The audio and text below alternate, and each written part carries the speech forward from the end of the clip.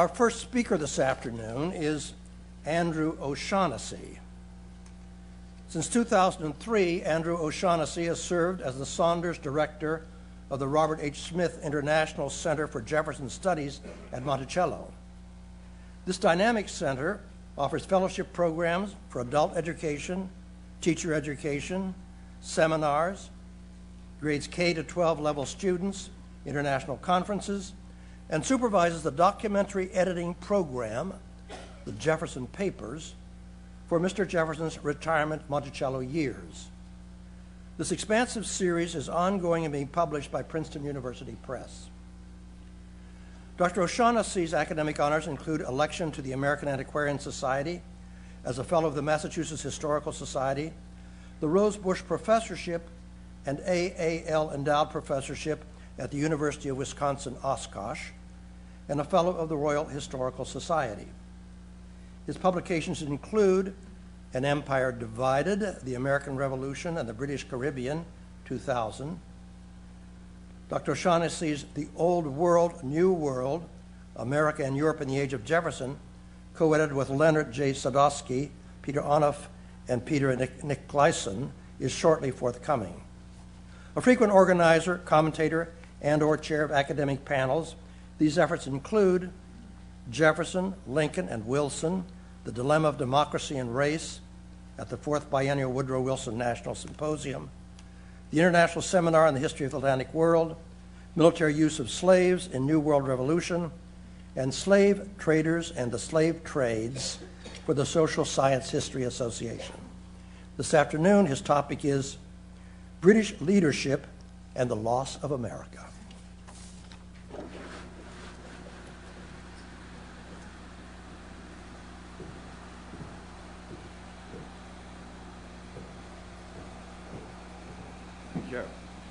I'm very grateful for this opportunity to speak at the first of these seminars in honor of Richard Dunn. Richard was my internal doctoral thesis examiner at Oxford University. He can explain how that happened. He's also subsequently become a good friend. This presentation is based on a book manuscript about why Britain lost America. It was a war that Britain seemingly should have won. Its failure to do so is often blamed upon poor leadership. My book consists of 10 biographical cameos of the leading political and military decision makers. First, of course, King George III, who was essentially the great war hawk, although not the author of the policies that led to the American Revolution, certainly the most hawkish member of the government for winning the war and wanted to continue after Yorktown. Lord North, the British Prime Minister, here seen in the Chancellor's robes of Oxford University. Sir William Howe and his brother Admiral Lord Richard Howe, who were the commanders at the beginning, the first half of the war. John Burgoyne, the general who surrendered at Saratoga. Lord George Germain, the last British Secretary of State for America, essentially the architect of the war in Britain. Henry Clinton, who I'm going to be speaking about later, who was the commander during the second half of the war. Earl Cornwallis, who surrendered at Yorktown. Admiral Sir George Rodney, one of the few people to emerge from the war with his reputation enhanced. And finally, the Earl of Sandwich, who was the first Lord of the Navy throughout the war. Now, it's popular to portray these individuals as incompetent blunderers and explain the British defeat in terms of poor leadership. This is equally true in Britain just as much as it is in America. It's most apparent in media representations and in popular history, but it also permeates into academic history, where it's common for scholars to routinely use terms like incompetent, hidebound, and mediocre. My book offers a very different explanation and argues that there were more profound reasons why Britain lost America. Owing to time available, I'm going to confine my discussion to the example of Sir Henry Clinton, who was British Commander-in-Chief during the second half of the war, that's 1778 to 1783. In common with the other subjects of this book, he was more a career professional than an aristocratic dilettante. He was very familiar with America, having grown up in New York. Like most officers, he joined the military in his mid-teens. He kept the most detailed notes on his military reading and the theory of war of any officer in the British Army in the 18th century. He was the veteran of many campaigns and specifically toured Europe to observe battlefields and the Russo-Turkish War in 1774, which was being fought in Bulgaria. He was the most cerebral of all the British commanders in America. I particularly like one of his commentaries on military history, in which he says it's far too concerned with battles and skirmishes and fails to look at the political, economic, and social context, something that it took another 100 years for military historians to appreciate. He was interested in the classics. He traveled to Lausanne in Switzerland to meet with Edward Gibbon in his retirement. Gibbon was then writing the last volume of The Decline and Fall of the Roman Empire, which he significantly began in 1776. Before becoming Commander-in-Chief of the British Army, Henry Clinton had been, like many of these commanders, a brilliant critic of the strategic shortcomings of his superiors. He anticipated the retrospective views of every armchair general. He advised against a frontal attack at Bunker Hill. It was his strategy that William Howe adopted in one of the great British victories of the war at Long Island in 1776. He foresaw and tried to prevent the train of events that led to Saratoga. He warned Howe against going to Philadelphia and pleaded with him to join Burgoyne in Albany. He understood the psychological element of warfare and wrote of the need, quote, because it sounds so familiar, to gain the hearts and subdue the minds of America. As the son of an admiral, he appreciated the importance of British naval superiority in America. He predicted the type of scenario that occurred at Yorktown. There is only one biography of Henry Clinton, which was written by William B. Wilcox in 1962. It happens to be an outstanding biography and regarded as one of the best of any general on either side of the war. However, it included a psychoanalytic analysis and argued that he was a classic neurotic with an obsessive-compulsive personality. It crucially treated his personality as the chief source of his difficulties. Now, Clinton was certainly a neurotic personality. He even wrote out an imaginary dialogue from a dream in which he imagined the abject Lord Cornwallis apologizing for the defeat at Yorktown. However, his neurosis reflected the reality of an overwhelming situation that virtually precluded the possibility of Britain winning the American War of Independence. He confronted major obstacles. Britain had an army of conquest, but not an army of occupation. They took every major city during the war, but they were unable to hold territory. In 1780, Clinton personally commanded one of those great victories in taking Charleston, which was then the largest city in the South.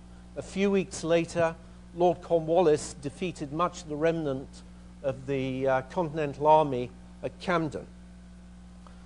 But insurgencies led by modern-day folk heroes like Marion Fox and Thomas Sumter prevented the British from securing the rest of South Carolina. And this was a constant pattern in New Jersey in the winter of 76-77 and in Pennsylvania in 1777. The British would capture the city but be unable to occupy the territory. When Clinton became Commander-in-Chief in 1778, he did so at a time when the war turned into a global war against France, and British forces were engaged in the Mediterranean, in West Africa, in the Caribbean, in India, and indeed along the coast of the British Isles. Clinton's first order was to abandon Philadelphia to provide troops to take the small island of St. Lucia in the Caribbean. St. Lucia overlooked the naval headquarters of the French Navy in the Caribbean and Martinique. Clinton called these troops that he was forced to give up the very nerves of the army. He was unable to send any of the German mercenaries because their contracts specifically precluded them serving in the Caribbean. These were his best and finest. Their expected return never happened. After 1778, the British were trying to win the war with fewer troops and a smaller navy in America than they'd had deployed there in 1776. The British military presence was actually shrinking. Britain was giving greater priority to the Caribbean than to America. Britain was more isolated in this period than at any other time in its history other than 1940. Most of its wars throughout history had been won with alliances in Europe and with other major powers. During the Revolutionary War, Britain had no allies, and France and Spain were able to concentrate upon building up their navies. For almost the only time in the 18th century, the British Navy was actually smaller than the combined navies of France and Spain. Throughout the summers of 1778 to 1780, Britain itself was threatened with invasion by France and Spain in the most serious invasion threat since the Spanish Armada in 1588. The British never expected to have to occupy America. They predicated the war on the expectation of loyalist support. Clinton was expected to make up the deficiencies of his numbers by recruiting local loyalists. This expectation of widespread loyalist support, of course, proved to be an error. One might even have said it was a blunder, except that it was based on seemingly good evidence of reports of loyalists themselves and the suppression of dissension among the patriots. Clinton similarly had to contend with a provision and supply crisis owing to an administrative system that was really too primitive to cope with the problems of supplying up to, at some point, 50,000 soldiers and sailors 3,000 miles across the Atlantic. Because of the failure to conquer territory, most of the needs of the army had to be supplied from Britain. This included basics like coal, food, lumber, and forage. The army suffered some of its worst setbacks going on forage expeditions within America. The army would typically consume about 33 tons of food a day that was transported on wagons with needing two or three horses each. In January 1779, the army only had 4 days of food reserves. This unprecedented logistical challenge, these supply problems and provision problems, really explain why Clinton was so slow to open the campaign in 1779. The army involved a myriad of different departments reporting to different ministers. At the outset of the war, there were a dozen different departments responsible for the control of the army. Finally, Clinton was undermined by his own government, which preferred the bolder strategy of Lord Cornwallis. Although he disapproved of Cornwallis's march north into Virginia, he failed to issue orders or to resign because he knew that Cornwallis's actions coincided with the wishes of the home government. Clinton never entirely failed.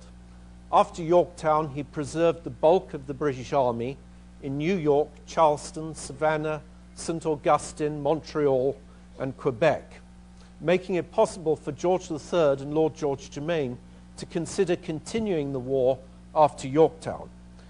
It was ultimately the change of opinion in Parliament rather than military necessity which forced the resignation of Lord North's government and the negotiation of peace terms with America. Clinton was to be permanently embittered by his experience. He was haunted by it. He spent his declining years writing the most comprehensive memoirs of any of the generals on either side of the war and writing numerous vindications of his conduct. He, alone among his contemporaries in Britain, continued to be obsessed by the question of why Britain lost America. Clinton was well aware after the war of public apathy towards the subject, but he believed that Britain would one day have to contend with America. He thought the United States would seek to expand to include the Caribbean, Canada, and South America. He believed that it was important to remember the American Revolution because he predicted that there would be another war in America, a prediction in which he proved right with the War of 1812.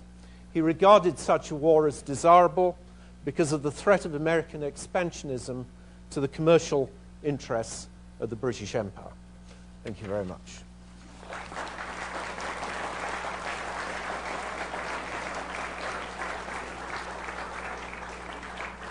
Why don't you stay there? We'll Stay there.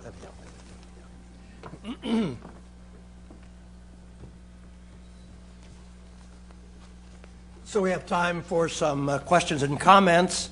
I've been asked to remind you to identify yourselves, your name, and your institutional affiliation. So, floor is open. Please wait for the microphone.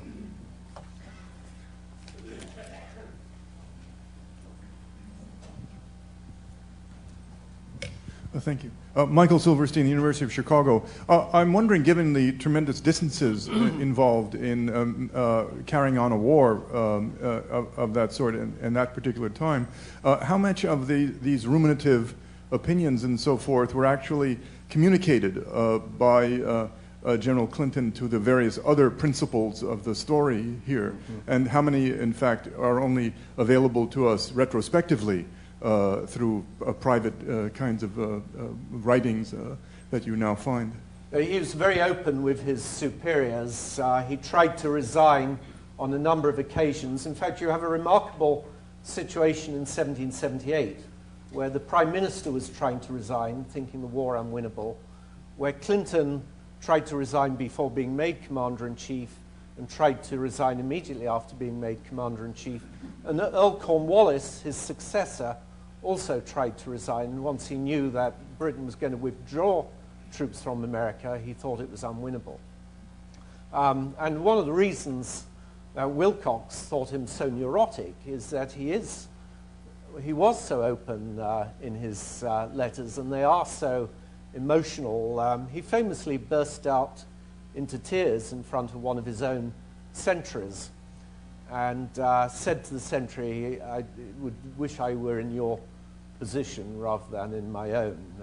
And he increasingly brooded, withdrew into himself, but it was very apparent to the superiors in London.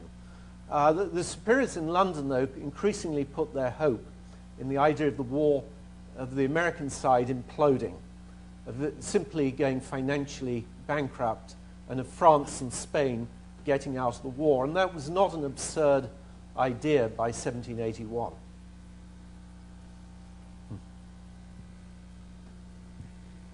One back there. Yes, Annie. Oh, okay, right here. This is perhaps a very unfair question. Would you identify yourself, please? Oh, I'm sorry. Excuse me. Erwin Shapiro, Harvard, Cambridge, Mass. I was wondering, even though it's an unfair question, whether from all your studies you had any personal opinion as to whether, if the British had not come to an end in the war at Yorktown, if they continued, whether the end result would have been any different. And on the whole, the argument of my book is that such was the difficulty of fighting this war, and with so limited resources, that the chances of success were very limited from the outset. And it seems to me remarkable that essentially the British had lost political control of America before the war had even started in April, May of 1776, when they withdraw from Boston. Britain is essentially withdrawn from of all the original 13 colonies. It then becomes a matter of reconquest. On the other hand, there could have been a different outcome. There might have been an empire and a country in the south, much like Canada, especially with Florida and possibility of Georgia and maybe even South Carolina. That was not beyond the bounds of possibility. But Back there. Jay Stiefel, Philadelphia. Had Clinton not attacked Cornwallis and laid the blame on the defeat in his writings after the war on him, and sustained counterattacks, counter-criticism from Cornwallis, do you think his reputation would have survived better? He showed less political acumen than Cornwallis. Cornwallis was very smart in avoiding engaging in a debate with Clinton about who was responsible.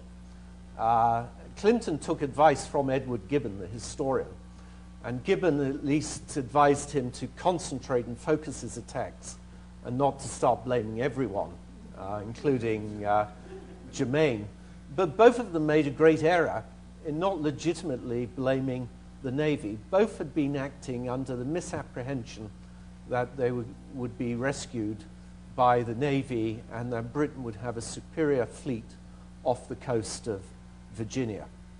And their actions have to be interpreted within that context, that they assumed that the Navy was strong and therefore that Cornwallis couldn't have been cut off in Virginia.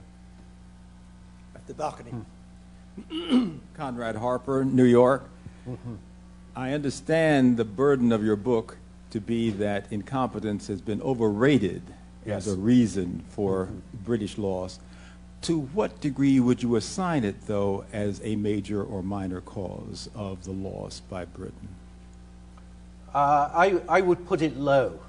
Even for Saratoga, which seems as almost to be a case study of bad decision-making, the real failure at Saratoga was not that the commanders failed to inform one another of their plans. There's been an absurd literature, a paper chase as to who knew what and when.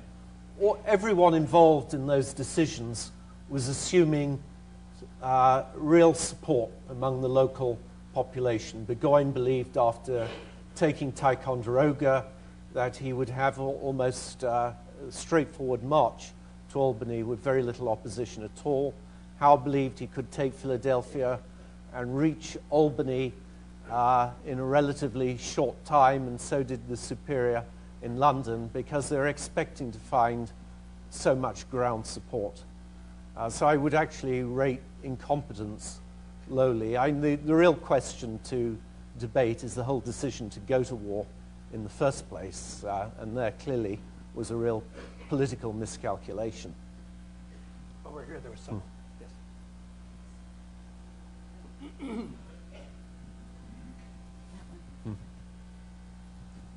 Peter Dahovsky, Berwyn, Pennsylvania. Given your assessment that the war was not obviously winnable from the start, in a shaky manner from the British standpoint, why did they give even higher priority to the Caribbean and, as you said, move troops there and weaken the position even further? Well, they certainly believed in the importance of reconquering America. Germain and George III argued that once America was lost, Britain would cease to be a major power. And it still is the third longest war in American history. The British persisted because they believed America was so important. They shifted, though, the focus to the Caribbean in order to defeat France first and to protect what were regarded as highly valuable colonies in the Caribbean. In fact, George III said that without the sugar colonies, we won't even have the money to fight the war. But the intention, that didn't mean the focus had moved entirely from America. The intention was to win that war and then return and to winning the revolt in America. Paul Marks, New York. So who in England were the real individuals who were for negotiation after the Cornwall defeat? Who led that movement in England? The negotiations and much of the peace treaty was the work of the Earl of Shelburne. And it was an extremely enlightened treaty. Many contemporaries were critical because in many ways he conceded more than he needed to. The fighting had been very indeterminate in the upper Midwest. Somewhere like Wisconsin could potentially have remained British, but Shelburne argued for generous terms, partly to persuade America to negotiate a separate peace, but also because he believed that there would be much future trade with America, and that it should start off on a good footing. Howard Gardner from Cambridge. You've described everything from the point of view of the British generals, and I'm wondering to what extent, if you had gotten into George Washington's mind and the people he was communicating with, they would have seen the British problems in the way that you now see them, that Clinton wrote about them. I mean, having recently read the Washington biography, it didn't seem to me that things looked as good for a long period of time. No, it didn't. As you made it. Thanks. And that's in the war. The outcome did not, by any means, seem decided. It was never a series of linear British defeats. In 1780, the British had a series of successes, beginning with the taking of Charleston. Rodney very nearly defeated the French Navy in the Caribbean. Cornwallis seemed successful for much of the year in his march up north and was being hailed as another Hannibal. The thesis, what I'm arguing, would though seem very counterintuitive if you were familiar with the problems Washington had to contend with of actually creating an army. But the great asset from the American side was the ability to improvise. It was possible for people to go back to their farms and reappear to fight another day. Every British loss was a permanent loss that couldn't be replaced.